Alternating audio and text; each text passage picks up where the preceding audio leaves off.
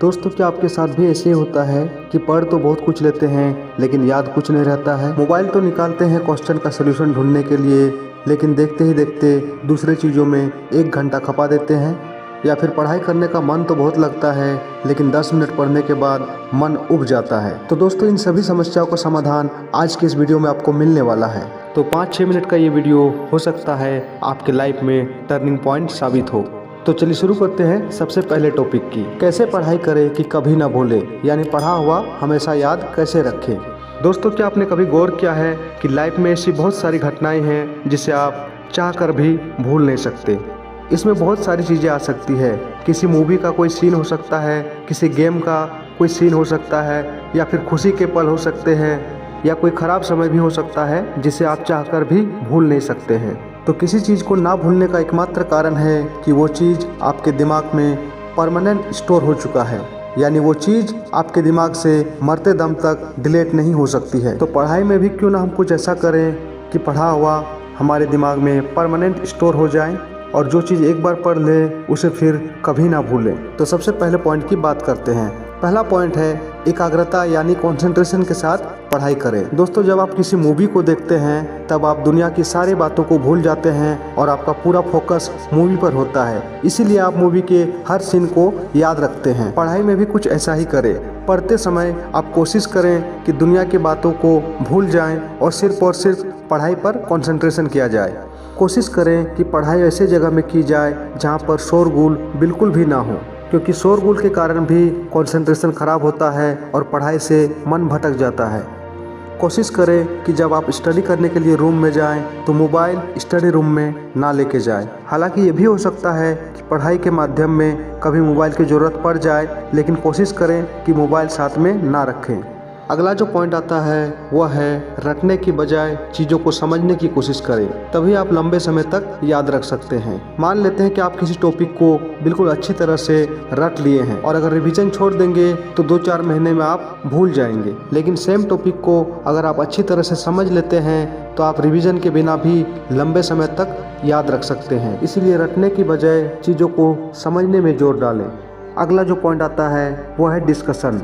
जब भी आप किसी टॉपिक का स्टडी करके पूरा क्लियर कर लेते हैं, उसके बाद आपको चाहिए कि उस टॉपिक का डिस्कशन अपने किसी क्लासमेट के साथ जरूर किया जाए। इससे होता यह है कि हो सकता है कि आप जिसके साथ डिस्कस कर रहे हैं उनका कॉन्सेप्ट आपसे बेहतर हो और जिस जगह पर आप मिस्टेक कर रहे हैं या करने वाले हैं उस जगह पर आप आगे मिस्टेक नहीं करेंगे। इसलिए पढ़ाई में डिस्कशन बहुत ज़रूरी है। अगला जो पॉइंट है वह है रूटीन के अकॉर्डिंग पढ़ाई करें।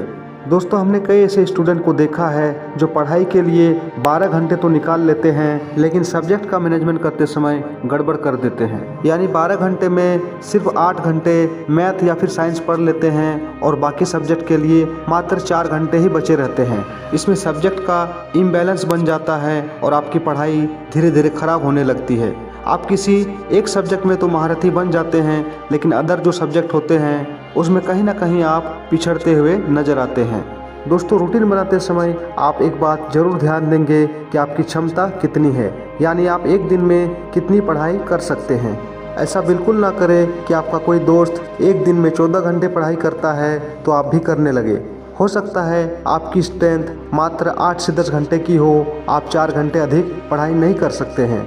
इसलिए स्टार्टिंग में आप अपनी स्ट्रेंथ के अकॉर्डिंग कम टाइम टेबल रखें, उसके बाद अपने टाइम को बढ़ा सकते हैं।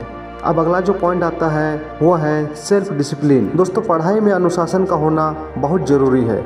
कई छात्रों को हमने ऐसे देखा है कि प्रतिज्ञा करके बैठते हैं कि इस साल हमको ये करना है वो करना है और उसके अकॉर्डिंग तैयारी भी शुरू कर देते हैं, लेकिन देखते ही देखते कुछ दिनों के अंदर ना वो तैयारी रहती है और ना ही पढ़ाई का वो स्टेमिना। अनुशासन यानी डिसिप्लिन का मतलब ये नहीं होता है कि आप सब कुछ छोड़ दें, सिर्फ और सिर्फ पढ़ाई करें। अनुशासन का मतलब ये होता है कि सब कुछ करें लेकिन समय पर। जैसे खेल कूद भी ज़रूरी है, थोड़ा बहुत घूमना फिरना भी ज़रूरी है, लेकिन वो भी टाइम के अकॉर्डिंग करें। अगला जो पॉइंट है वो है अपने माइंड को रेस्ट देना। कई बार हम ऐसी गलती करते हैं कि पढ़ते पढ़ते मन उब जाता है और पढ़ाई में इरिटेट फील करते हैं। ऐसा बिल्कुल ना करें। पढ़ाई करते समय थकने से पहले ही आप पढ़ाई छोड़ दें और रेस्ट करें। पढ़ाई के दौरान बीच बीच में छोटा छोटा ब्रेक जरूर लें। ऐसा नहीं कि लगातार 3-4 घंटे पढ़ते रहें। पढ़ाई के दौरान ब्रेक लेने से आपका माइंड बूस्ट होता है और याद करने की क्षमता भी बढ़ जाती है। इसीलिए इन बातों का भी ध्यान रखें। और अंतिम का जो पॉइंट है वो सबसे महत्वपूर्ण है, हमेशा अच्छे छात्रों के संगत में रहें। दोस्तों, ऐसा कहा जाता है कि सोनार का कचरा भी बादाम से महंगा बिकता है। यानी आप अच्छी संगति में अगर रहेंगे तो आपके दिमाग में भी ख्याल जो आएगा वो अच्छा ही आएगा। हमेशा आपके दिमाग में पॉजिटिव थिंकिंग चलती रहेगी।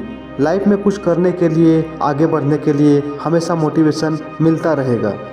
दोस्तों, हमेशा इस बात को याद रखना कि ज़िंदगी को बर्बाद करने के लिए बस एक बुरा मित्र काफ़ी है। इसलिए हमेशा खुद को बुरी संगति से बचाए रखें, तभी आप सफलता की सीढ़ी में चढ़ सकते हैं। दोस्तों, ये इंस्पिरेशनल वीडियो अगर आपको पसंद आया है तो वीडियो को लाइक करेंगे। चैनल पर पहली बार आए हैं, चैनल को सब्सक्राइब जरूर करें। मिलते हैं नेक्स्ट मोटिवेशनल वीडियो के साथ। Thank you.